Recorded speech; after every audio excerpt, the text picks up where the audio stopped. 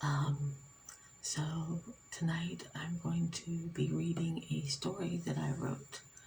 Uh, it's called Wonderland Asylum, and I hope that you enjoy and find it relaxing and entertaining. Asylum doors let you see the outside world that you will never again know. You cannot escape. They merely tease you with the illusion that there is life outside your floor. See that window over there? See that fake plastic potted plant over there? The mesh ceilings and the metal rods? They give the impression of being in a freak show on display. They try to mimic freedom, maybe a screened in porch, but really, it's just a creature cage to keep all the crazies away from your loved ones, your children, your precious gems, because we're all mad here, my dear. Meet the director. I am the asylum director. Our patients' afflictions is that they all profess to have been to Wonderland, going on about grinning Cheshire cats and mad tea parties. Patient logs and observations. Day 1492. The subjects continue to attempt to paint the leaves of the potted plastic plant red, but as we only allow them crayons, it's not going so well. They've already gone through hundreds of red crayons. They keep shouting out randomly phrases such as, no time, and off with her head. I had initially been afraid for my safety, thinking they were directing this at me, but I've since come to realize they are reliving their fantasies of being in this wonderland. Day 1596. These fantasies the patients are quite detailed and in-depth.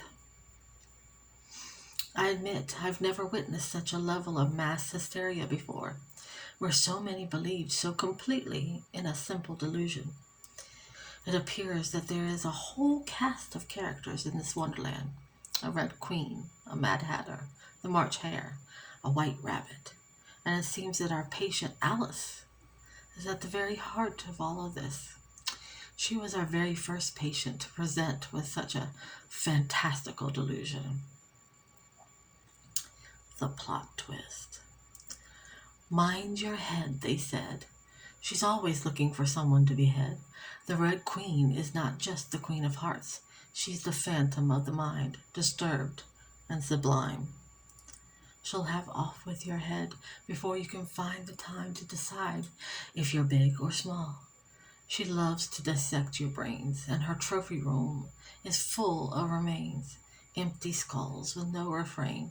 For around the Tulgey wood he came, the Jabberwock with eyes of flame and claws that catch. He'll have you for a midnight snack, as the Red Queen proves her knack for picking out your brains. It's true, they all had been to Wonderland, but they knew it was real. This was the illusion. She had trapped them all here in this place. They whispered in the common room, sure that she didn't realize they recognized her. She insisted on pretending to be this asylum director, what do you call it? Psychiatrist. But they knew the truth.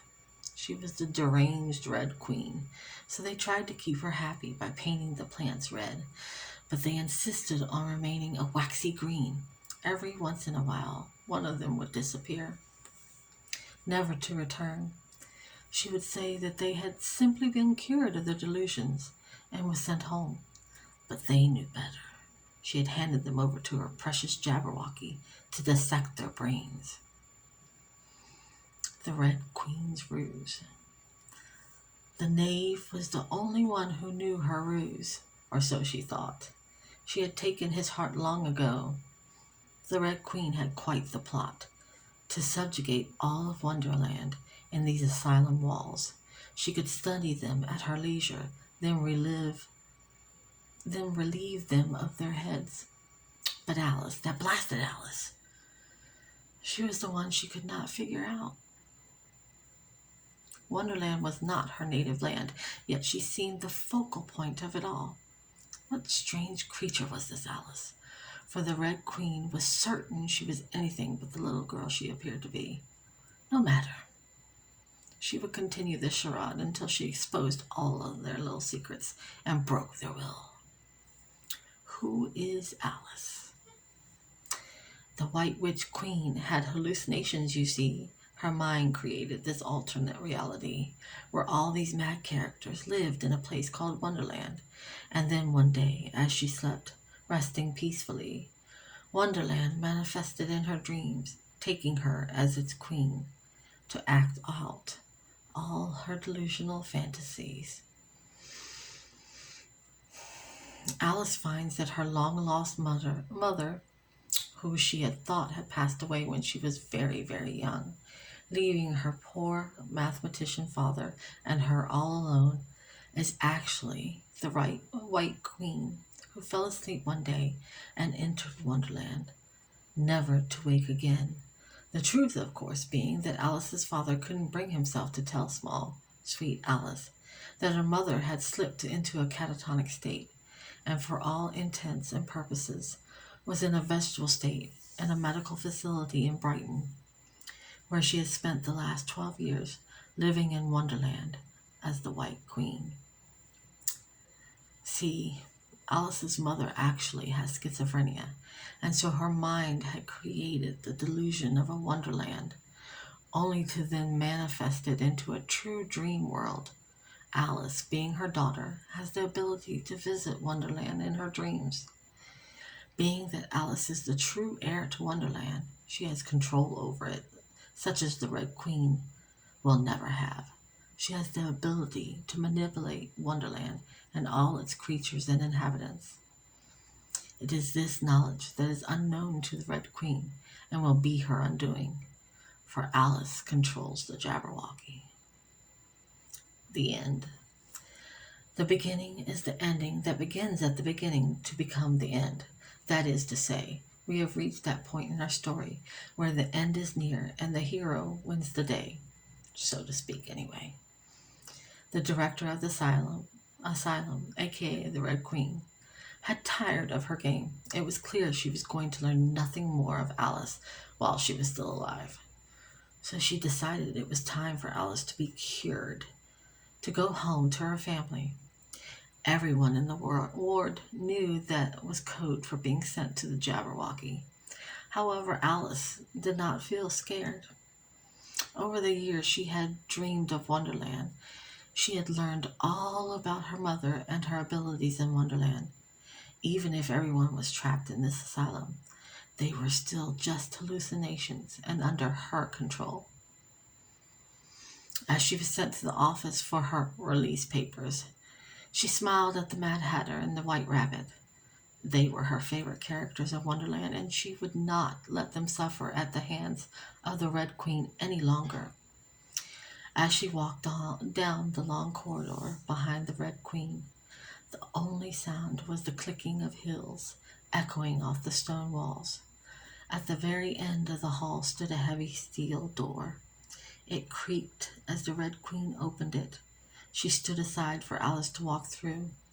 As she crossed the threshold, the door slammed shut behind her. In front of her, out of the darkness, lit bright red eyes, dancing like flames. Alice looked into these eyes and did not flinch. No one knows just what happened behind that door, but all of a sudden it burst open off its hinges. Alice astride the Jabberwock. The Jabberwock let out a roar and snatched up the startled Red Queen. He dragged her into the tulgey wood, where she was banished to his dark cave.